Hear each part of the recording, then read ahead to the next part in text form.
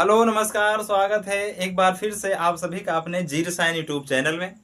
जैसे कि सभी लोग को पता होगा कि जो क्लास होती है उसमें हम क्या पढ़ते हैं, साइंस पढ़ रहे हैं ना। कक्षा 10th की हम साइंस पढ़ रहे हैं। ठीक, तो जितने लोग देख रहे हैं इस सेशन को, सबसे पहले क्या करेंगे, लाइक शेयर और सब्सक्राइब करेंगे। और जितने भी साथी आज हमसे नए पहली बार जुड़ रहे हैं, नए जुड़ रहे हैं, वो चैनल को सब्सक्राइब करने के बाद बेल आइकन की बटन को जरूर प्रेस करेंगे ताकि हमारी हर वीडियो का नोटिफिकेशन सबसे पहले आप तक। ठीक, चलिए। और हाँ, ज़्यादा से ज़्यादा शेयर करिएगा। शेयर करने से क्या होता है कि हमारी जो वीडियो है जिसमें हम साइंस पढ़ रहे हैं ना, हमारी जो कक्षाएं हैं, इस सेशन है, ये क्या हो, उन बच्चों तक पहुंच सके जिन्हें साइंस को रटना नहीं है, जो साइंस को सीखना चाहते हैं, सीख कर साइंस को जानना चाहते हैं कि साइंस है क्या चीज ना। तो जो हमारा पहला स्टेप है, पहला कदम है, क्योंकि जैसे जैसे हम बड़े हो जाते हैं वैसे वैसे साइंस क्या होती है, भागों में विभाजित होना शुरू हो जाती है। तो अभी क्या है, हम कंबाइंड साइंस में है ना, 10 तक हमारी कंबाइंड रहती है। तो इन चीज को क्या करेंगे, हम जीरो से एकदम सीखना शुरू करेंगे। और जब कोई चीज हम जीरो से सीखना स्टार्ट करते हैं तब क्या होता है, जब हम जीरो से सीखना स्टार्ट करते हैं तब क्या होता है कि हम हर चीज को बड़ी आसानी से सीख लेते हैं ना, हर चीज को बड़ी आसानी से सीख लेते हैं। तो आइए, बिना हम समय अपना वेस्ट किए, हम देखते हैं कि क्या पढ़ रहे हैं। जैसे पिछली वाली कक्षा यानी पिछली वाली वीडियो में आपने देखा होगा कि हम अवक्षेपण तक पहुंच चुके थे ना। जो रासायनिक अपक्रिया का अवक्षेपण होता था यानी अवक्षेप जो बनता था, वहां तक हम पहुंच चुके थे। उसके आगे हमें क्या पढ़ना है, दहन पढ़ना है और विकृत गंधिता पढ़ना है। क्या पढ़ना है, विकृत गंधिता। उसके पहले हमने क्या पढ़ा था, थोड़ा सा जान लेते हैं। जैसे ऑक्सीकरण के बारे में हमने देखा था। क्या देखा था, ऑक्सीकरण और अपचयन देखा था। अपचयन क्या देखा था, ऑक्सीकरण और अपचयन देखा था ना। इसमें ऑक्सीकरण में क्या हो रहा था कि ऑक्सीजन जुड़ रहा था, वो जो तत्व था उसके साथ क्या हो रहा था, ऑक्सीजन जुड़ रहा था। ऑक्सीजन जुड़ रहा था। हमने ट्रिक भी बताई थी कि कोई अगर तत्व है, अगर वो कहेगा कि चिल्ला चिल्ला कर कहेगा कि मेरा ऑक्सीकरण हो गया, मेरा ऑक्सीकरण हो, यानी मुझे ऑक्सीजन मिल गया, यानी मुझे ऑक्सीजन मिल गया। और जो अपचयन क्रिया हो रही थी उसमें क्या हो रहा था, ऑक्सीजन कट रहा था, यानी ऑक्सीजन की कमी हो रही थी। जैसे हमारे पास क्या था, एक CuO प्लस H2। जब इसमें देखेंगे तो क्या हो रहा है, पहले वाले पदार्थ में तो कॉपर साथ ऑक्सीजन लगा है, लेकिन H2O के साथ नहीं लगा है। तो ये क्या बनता था, Cu प्लस H2O बनता था, ऐसे बनता था। अब देखिए, इसमें अगर देखेंगे जो CuO है, पहले इसके साथ ऑक्सीजन था, यहाँ ऑक्सीजन की संख्या 1 थी, लेकिन यहाँ पर ऑक्सीजन की संख्या 0 हो गई। हुई कि नहीं, एकदम आसानी से देखिए, एकदम 0.0 लेवल से देखिए कि यहाँ पर ऑक्सीजन की संख्या 1 है। अगर आप यहाँ देखते हो तो यहाँ पर ऑक्सीजन की संख्या क्या है, 0 है। और जिसमें क्या हो, ऑक्सीजन की संख्या की कमी हो, यानी ऑक्सीकरण का ह्रास हो ना, यानी ऑक्सीजन की कमी हो, उसको हम क्या कहते हैं, अपचयन कहते हैं। क्या कहते हैं, अपचयन।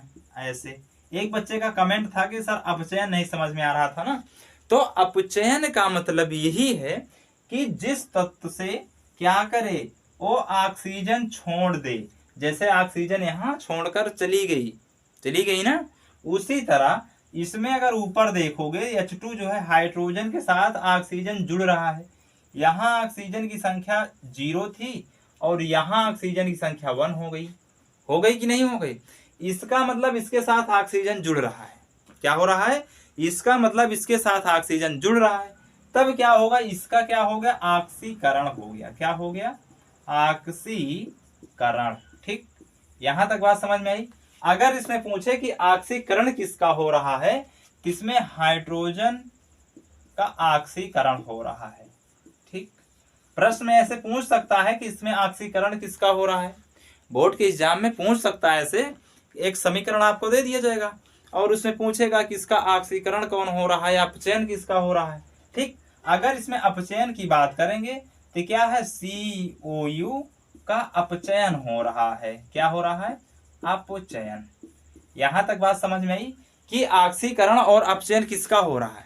ऑक्सीकरण और अपचयन किसका हो रहा है। यहां तक बात समझ में आई कि जिसके साथ ऑक्सीजन जुड़ेगा उसका क्या होगा, ऑक्सीकरण होगा, और जिसके साथ ऑक्सीजन हटेगा, जिसका साथ ऑक्सीजन छोड़ेगा, उसका क्या होगा, अपचयन होगा। ठीक, यहां तक बात समझ में आई। अगर यहां तक बात समझ में आई तो आगे चले। ऑक्सीकरण और ऑक्सीजन तो पहचान लोगे ना कि अपचयन किसका हो रहा है, ऑक्सीकरण किसका हो रहा है ना। इसको हम पिछली वाली कक्षा में भी बता चुके हैं। ठीक, तो चलिए इसको हम हटा रहे हैं। अब देखते हैं हम क्या देखते हैं, विकृत गंधिता, जो हमारा लास्ट बचा है टॉपिक। दो टॉपिक बचे हैं, एक दाहन है और एक क्या है, विकृत गंधिता है ना। विकृत गंधिता की हम चर्चा करने वाले हैं। किसकी, विकृत गंधिता। ठीक, देखिए विकृत मिस क्या होता है और गंधिता मिस क्या होता है, इसको हम सबसे पहले जानेंगे। ठीक, विकृत का मतलब होता है खराब। जैसे कोई वस्तु है, जैसे अब गर्मियों में देखो, अगर सुबह का बना हुआ भोजन रख दो तो शाम को खराब हो जाता है ना। खराब होने के साथ साथ उसमें स्मेल आना शुरू हो जाती है, थोड़ी थोड़ी गंध आना शुरू हो जाती है ना, थोड़ी थोड़ी गंध आना शुरू हो जाती है। तो इसमें आप सिंपल सा देखोगे तो विकृत गंधिता का मतलब यही है। विकृत मिस होता है खराब। इसका अगर इतने का हम देखेंगे तो इसका होता है खराब। कोई भी वस्तु है, खाना ही नहीं, गर्मी में हर चीज वस्तु खराब हो जाती है, या वैसे भी देखिए तो बहुत चीज खराब हो जाते हैं। ठीक, अगर गंधिता की बात करें तो गंध होता है, क्या होता है, गंध। ठीक, विकृता मतलब जो गंध क्या है, गंधिता है, इसका मतलब होता है गंध। ठीक, यहां तक बात समझ में आई कि विकृता गंधिता जो होता है इसका मतलब होता है खराब गंध। ठीक, अब देखिए खराब गंध होता कैसे है, विकृत खराब कैसे होगा, यानी विकृत गंधिता होगा कैसे।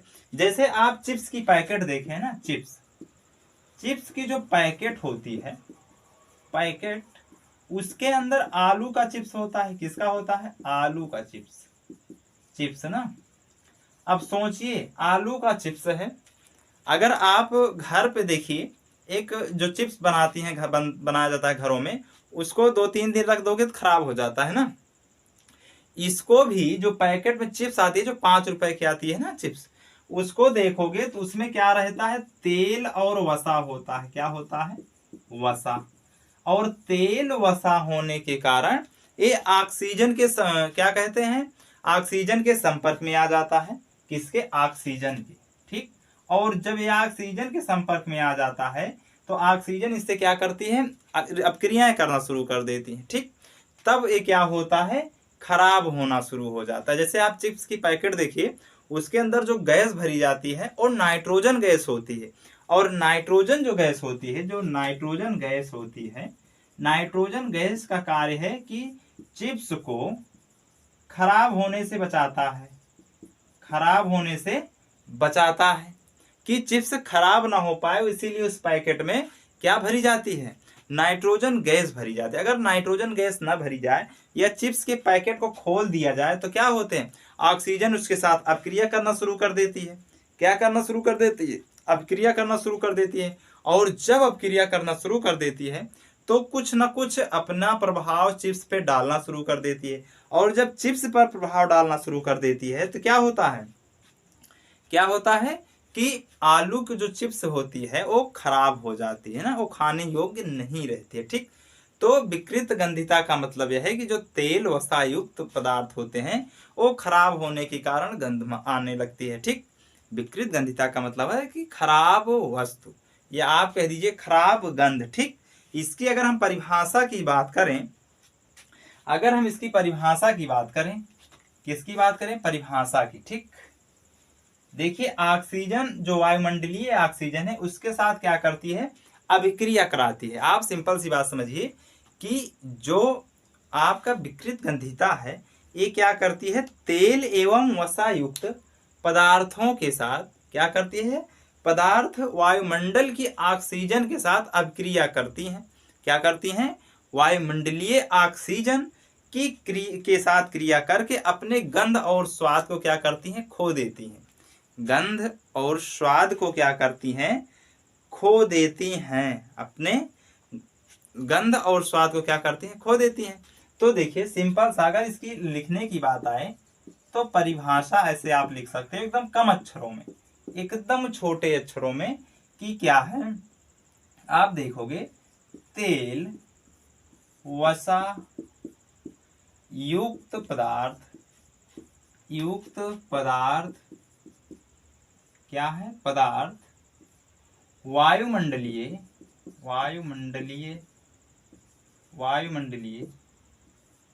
ऑक्सीजन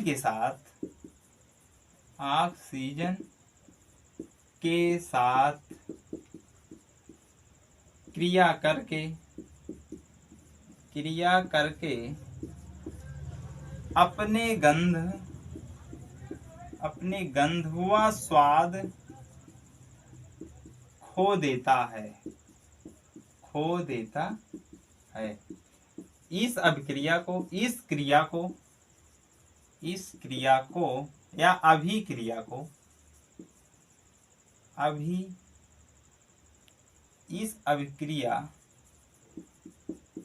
को विकृत गंधिता कहते हैं। ठीक, क्या है, विकृत गंधिता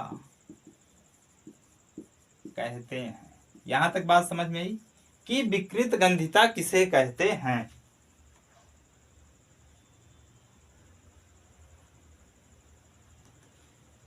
यहां तक बात समझ में आई कि विकृत गंधिता किसे कहते हैं।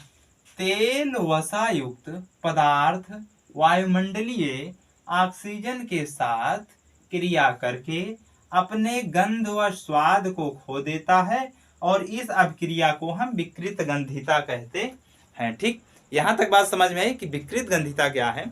जो तेल और वसा युक्त पदार्थ होते हैं वो ऑक्सीजन, वायुमंडलीय में जो ऑक्सीजन होते हैं, जो वायुमंडल में चारों तरफ ऑक्सीजन फैली होती है, उसके साथ अपक्रिया करना शुरू कर देती है। और जब उसके साथ अपक्रिया करना शुरू कर देती है तो क्या होता है, वो खराब वस्तु हो जाती है, वो अपना स्वाद खो देता है।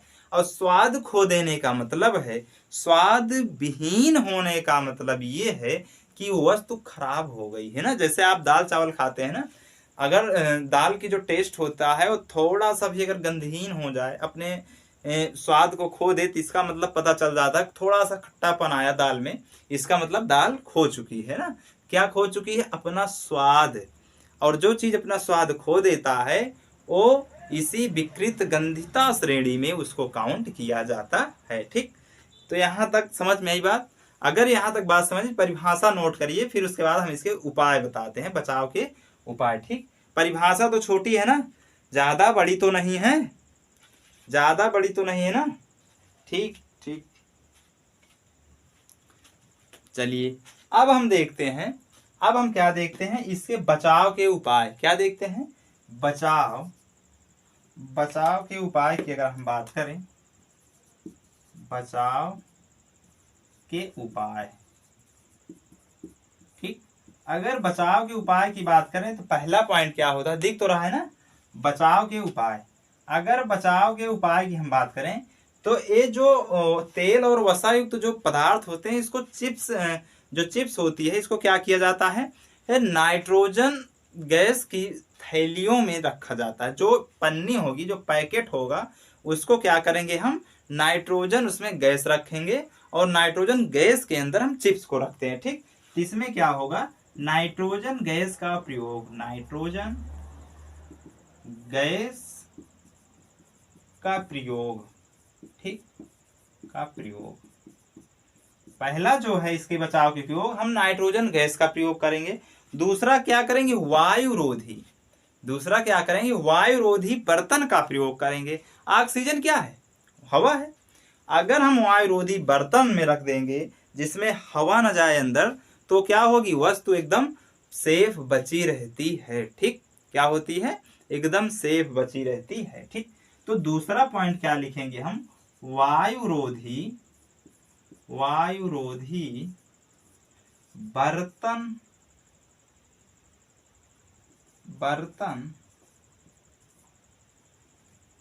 का प्रयोग। ठीक, देखिए जो हम फ्रीज में रखते हैं, फ्रीज सबके यहाँ होगा ना, जो फ्रीज में देखिए रखा जाता है वस्तु,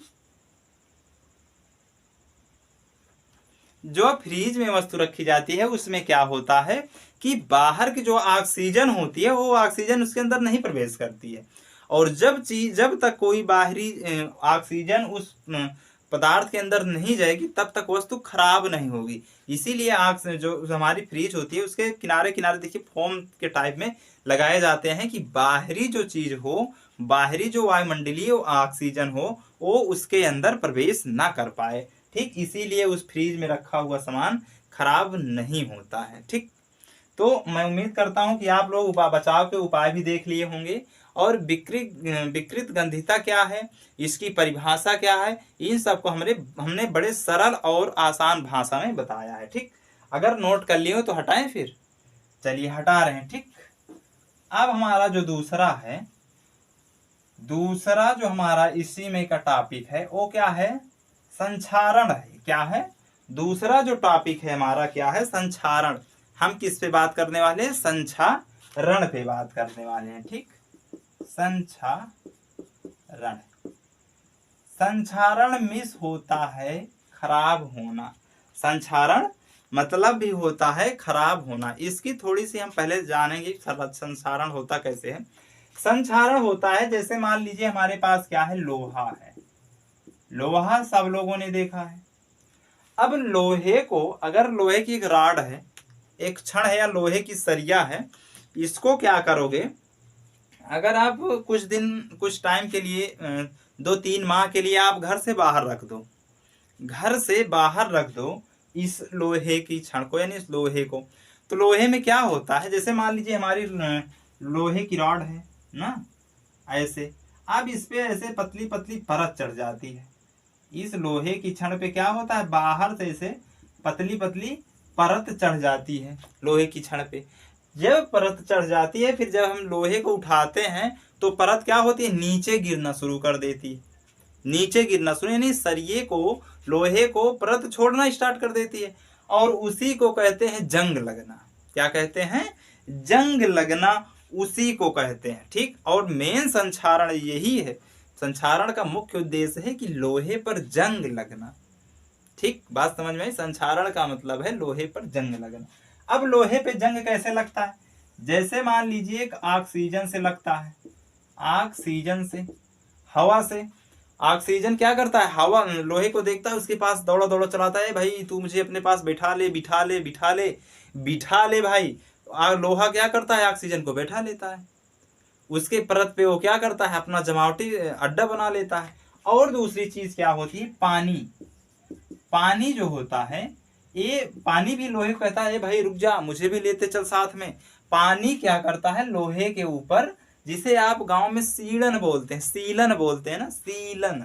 तो लोहे में अगर सीलन लग रहा है, इसका मतलब उस पे ऑक्सीजन और पानी जो H2O जल है वो क्या कर रहा है, उस पर अपना प्रभाव कायम कर रहा है। और जब किसी वस्तु पर ऑक्सीजन और पानी लोहे पर अपना प्रभाव कायम कर लेते हैं तो उस पर क्या लग जाता है, जंग लग जाता है। क्या लग जाता है, जंग लग जाता है। ठीक, वायु धातु जो होती है, वायु और नमी के कारण, वायु को ऑक्सीजन ही कहते हैं, वायुमंडल में बहुत सी वायु है, तो ऑक्सीजन को हम वायुमंडलीय ऑक्सीजन यानी वायु या हवा को ले लेते हैं। ठीक, तो देखिए यहां तक बात समझ में कि संक्षारण है क्या, संक्षारण है क्या। या आप देखे होंगे कि जैसे चांदी सब लोग ने देखा है ना, चांदी जो अपने गांव में लोग आभूषण बना के पहनते हैं, चांदी ना, तो चांदी में क्या होगा, जो पुरानी चांदी होती है, चांदी पे क्या होता है, कालापन आ जाता है, ऊपर से क्या आ जाता है, कालापन आ जाता है,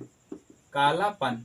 और ये जो कालापन होता है, एक कालापन चांदी को खराब कर देता है। जैसे लोहे के ऊपर जंग लगता है तो लोहा खराब हो जाता है, उसी तरह, हाँ जी ठीक, हाँ चांदी क्या होती है, हाँ जो घरों, अरे भाई वही आभूषण जो हम गले में पहनते हैं ना, पहले तो आभूषण हड्डी और के मन के बनाया करते थे पुराने जो लोग थे, ये सब अपना आभूषण। लेकिन अब क्या हो गया, सोने चांदी का प्रचलन कुछ ज्यादा हो गया, पहले भी था पर इतना डिमांड नहीं हुआ करती थी सोने चांदी की ना, जितना आज के डेट में, आज के समय में है। ठीक, तो क्या हुआ, जो इस पे चढ़ जाती है, जिसे मान लीजिए अगर लोग कहते हैं कलाई कर देते हैं ना, लोग कहते हैं कलई कर देते हैं, हमें चांदी तो दिया गया लेकिन उस पर क्या किया गया, पानी चढ़ा दिया गया है, कलई कर दिया गया। तो आप सोचिए, आप बात को समझिए कि कलई कैसे की जाती है। चांदी जो होती है, जो चांदी होती है, इस पे कलई लोग कैसे करते हैं, चांदी को कैसे कम कर देते हैं ना, चांदी के परत पे कैसे कालापन चढ़ा देते हैं, कहते हैं आपकी चांदी खराब है। जबकि कलई सब अपने आप वही करते हैं, गोल्ड स्मिथ जो होते हैं वही करते हैं। लेकिन आप समझिए, ये जो चांदी होता है, इससे इस पर सल्फर की परत चढ़ जाती है, परत ऐसे ऊपर इसके ऐसे घूमना शुरू कर देती है। और जब चांदी पर क्या होता है, सल्फर की जब चांदी के ऊपर परत चढ़ जाती है, तब क्या होता है, चांदी खराब हो जाती है, खराब हो जाती है। और खराब होने का मेन कारण ये है कि चांदी के ऊपर सल्फर का आ जाना, सल्फर जो है चांदी के ऊपर आया कि नहीं, चांदी काली पड़ जाती है। और जब चांदी काली पड़ जाती है तो चांदी क्या होती है, खराब हो जाती है। ठीक, तो हमने दो उदाहरण देखे, जंग लगना, इसी को कहते हैं जंग लगना ना, ये क्या है, जंग लगना, लोहे में जंग लगना संक्षारण ही है। ठीक, और क्या है, चांदी पे ऊपर काला पड़ जाना, चांदी के ऊपरी परत पे क्या होना, काला पड़ जाना, ये सब क्या है, संक्षारण के ही उदाहरण है। ठीक, तो आइए हम देखते हैं संक्षारण की परिभाषा। क्या देखेंगे, पहले क्या देखेंगे हम, संक्षारण की परिभाषा। परिभाषा में एकदम सिंपल है कि यह वह अभिक्रिया है, कि संक्षारण वह अभिक्रिया है जिसमें वायु क्या है, वायु नमी धातुएं या अम्ल के साथ अभिक्रिया करके एक अवक्षेनीय पदार्थ, क्या है, एक अवक्षेनीय पदार्थों का निर्माण करती है। अवक्षेनीय मतलब जिसका कोई काम ही नहीं है भाई। अगर ऑक्सीजन और पानी मिलकर रिएक्ट करेंगे लोहे के ऊपर तो एक पदार्थ तो बनेगा कुछ ना कुछ ना, ऊपर का कटता जाएगा, अंदर से बनता जाएगा। तो जो अवक्षेनीय पदार्थ बन रहा है उसी को हम क्या कहते हैं, संक्षारण कहते हैं। ठीक, तो बात समझिए कि वह अभिक्रिया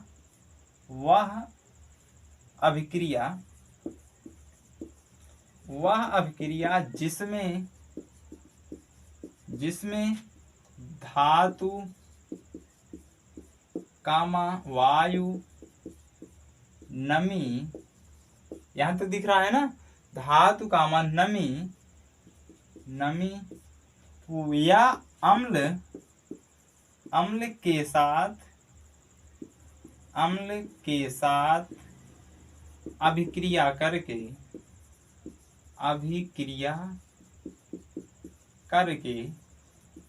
अवक्षानीय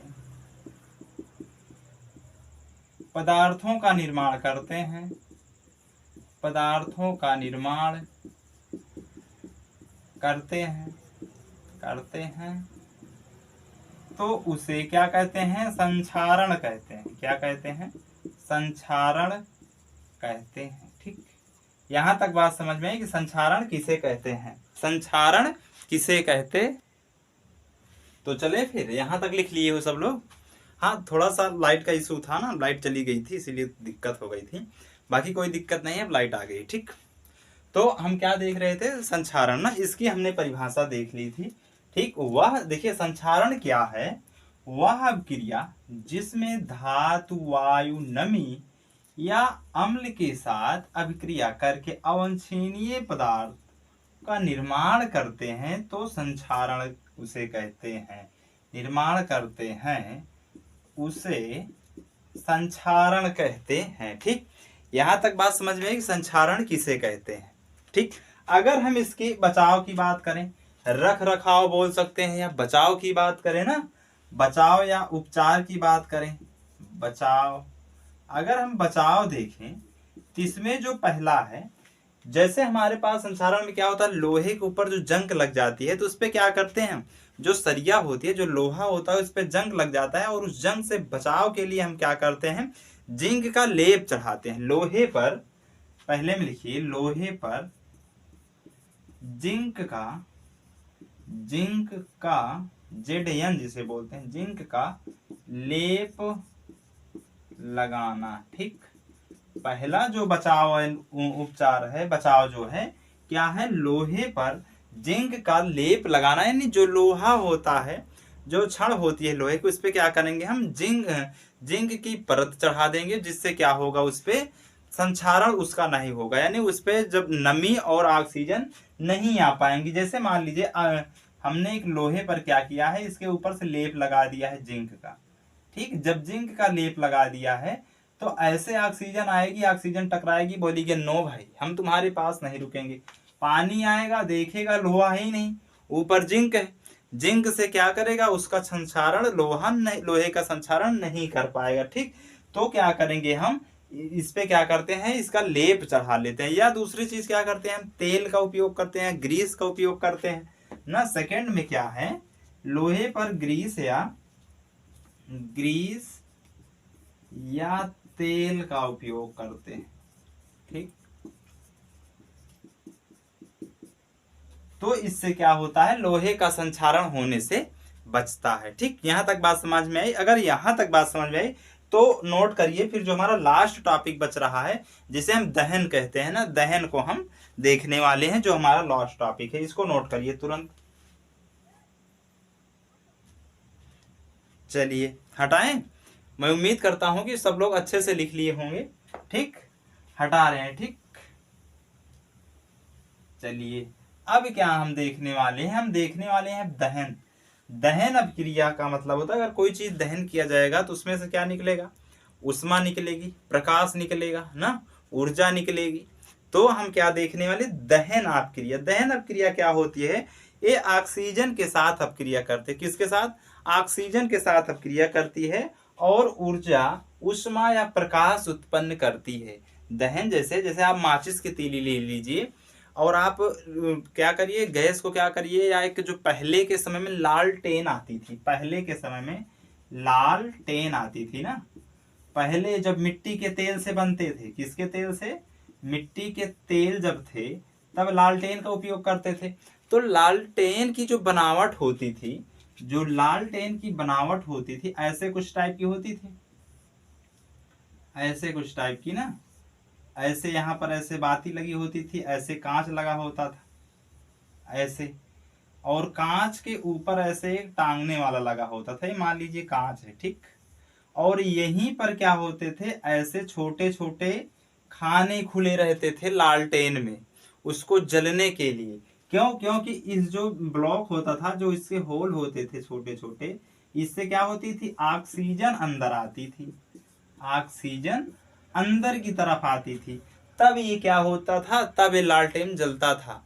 तो कहने का मतलब ये है कि दहन अपक्रिया तभी संभव है जब उसे ऑक्सीजन दी जाए तब, ठीक। दहन अपक्रिया तब संभव है जब उसे ऑक्सीजन दी जाए तब, ठीक। यहां तक बात समझ में आई? अब देखिए हम किसकी बात कर रहे हैं, दहन की। अगर दहन की बात करें तो ये जो दहन होता है किसके साथ अभिक्रिया करता है, जब तक इसे ऑक्सीजन नहीं दिया जाएगा तब तक ये अभिक्रिया नहीं करेगी, ठीक। तो क्या करते हैं हम, सबसे पहले इसको अभिक्रिया कराने के लिए ऑक्सीजन देते हैं, ठीक। तो यह अभिक्रिया ऑक्सीजन के साथ होती है, ठीक। होती है या ऑक्सीजन के साथ ही संभव है, ठीक। जब ऑक्सीजन के साथ क्रिया करेगी तो क्या होगा, उसमें से ऊर्जा निकलेगी, उष्मा निकलेगी, या प्रकाश उत्पन्न होता है। तब क्या होता है, तब ऊर्जा कामा उष्मा या प्रकाश उत्पन्न होता है। क्या उत्पन्न होता है, प्रकाश उत्पन्न होता है। अब देखिए जैसे प्राकृतिक गैस होगी, प्राकृतिक जो गैस होगी उसके साथ भी अपक्रिया करेगी, ऑक्सीजन ही अपक्रिया करेगी, ठीक। तभी क्या होगी, उष्मा निकलेगी। या वैसे भी जैसे मान लीजिए हमारे पास क्या है, एग्जाम्पल में देखते हैं, जैसे एग्जाम्पल देखें, जैसे एग्जाम्पल में क्या होते हैं, हम कुछ चीज जैसे जलाते हैं, जैसे मान लीजिए CO2 है, CO2 क्या करते हैं, या कार्बन जो है उसके ऑक्सीजन के साथ जब अपक्रिया कराते हैं तो क्या मिलता है, CO2 मिलती है। CO2 क्या गैस है, CO2 के साथ साथ ऊर्जा भी मिलती है और प्रकाश भी उत्पन्न होता है, ठीक। जैसे क्या है, कार्बन प्लस O2 ऑक्सीजन के साथ अपक्रिया जब होगा तो क्या मिलेगी, CO2 प्लस उष्मा, और प्लस में ऊर्जा भी क्या, प्रकाश भी उत्पन्न होता है, प्रकाश। जैसे आप लोग गर्मियों में ठंडियों में देखो, आप अलाव जलाते हो ना, ठंडियों में जब अलाव आप जलाते हो तो अलाव में क्या करते हो, लकड़ी का दहन करते हो। जब लकड़ी जलाते हो आप ठंडियों में, सर्दियों में हम घरों में क्या करते हैं, लकड़ी का अलाव लगाते हैं। जब अलाव लगाते हैं तो नीचे ऐसे लकड़ी होती है, लकड़ी जब ऐसे हम लगा देते हैं तो ऐसे जलना शुरू हो जाता है, जलना शुरू हो जाता है। और जब जलता है तब ये तो जल रहा है, लेकिन इसके ऊपर धुआं भी निकलता है। क्या निकलता है, धुआं। धुआं जो निकलता है वो क्या है, वो तो क्या कहते हैं, गैस है। गैस से अपक्रिया करके धुआं निकल जा रहा है, लेकिन बीच में जो है प्रकाश निकलता है। क्या निकलता है, प्रकाश, जिससे उजाला रहता है, प्रकाश निकलता है। और एक गर्म उष्मा भी होती है। क्या होती है, उष्मा, यानी गर्म भी होती है, जिससे हम हाथों को अपने गर्म करते हैं ना अलाव के माध्यम से। उसमें क्या हुआ, जो ब्लैक की तरफ से ऊपर जाता है वो तो गैस हो गई, ठीक। बीच में जो जल रहा है वो प्रकाश उत्पन्न कर रहा है, और उसी प्रकाश से हम क्या करते हैं, अपने हाथ पाव को गर्म करते हैं। तो क्या हुआ, यहाँ पर उष्मा भी मिल जाती है, प्रकाश भी मिल जाता है, और गैस भी मिल जाती है। और लकड़ी जलती कैसे है, इसका आप प्रैक्टिकल करके देख लीजिए घरों में। जब तक ऑक्सीजन नहीं दोगे तब तक क्या होगा, लकड़ी नहीं जलेगी। बिना ऑक्सीजन के दहन अपक्रिया असंभव है। क्या है, दहन अपक्रिया असंभव है, ठीक। जैसे एक दूसरा एग्जाम्पल हम देखते हैं, जैसे प्राकृतिक गैस के साथ, प्राकृतिक गैसों के साथ, गैसों के साथ अपक्रिया, गैसों के साथ, अगर प्राकृतिक गैसों के साथ देखेंगे तो इसमें क्या होता है, दिख रहा है ना, प्राकृतिक गैसों, एक सेकंड लिख ले रहे हैं, प्राकृतिक गैसों के साथ, ठीक, गैसों के साथ अगर हम इसके साथ देखें तो इसमें क्या होता है, प्राकृतिक गैस क्या है, CH4 है, जिसे हम मेथेन गैस बोलते हैं। मेथेन गैस क्या है, प्राकृतिक गैस है। समझ में आ रहा है ना कि जो प्राकृतिक गैस है वो क्या है, मेथेन है, ठीक।